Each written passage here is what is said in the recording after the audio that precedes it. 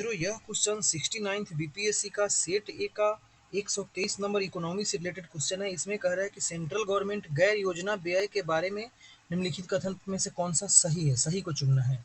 सबसे पहले देखिए, गैर योजनागत व्यय क्या होता है? वैसा व्यय।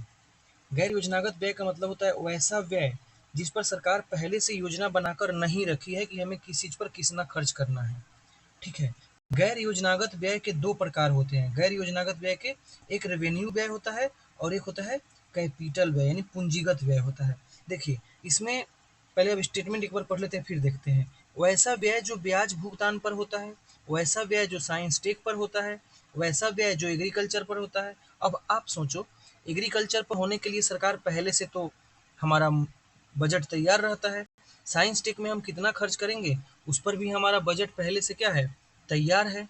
तो इसलिए यह भी नहीं होगा आंसर, यह भी नहीं होगा। अगला ऑप्शन है आपका, अगला जो ये ऑप्शन दिया हुआ है ए नंबर, वैसा व्यय जो ब्याज भुगतान पर खर्च होता है। आप सोचो, ब्याज कब आप लेते हो, ऋण कब लेते हो? जब आपको एट द मोमेंट जरूरत पड़े। तो इसलिए इसका आंसर यह हो जाएगा। ठीक है, क्योंकि ब्याज के लिए हम पहले से थोड़ी सोच कर रखेंगे कि हमें कितना ऋण लेना है, बिल्कुल भी नहीं। ठीक है, इसलिए इसका आंसर ये हो जाएगा। अब देखना है, गैर योजनागत दो प्रकार का होता है, एक रेवेन्यू और एक कैपिटल।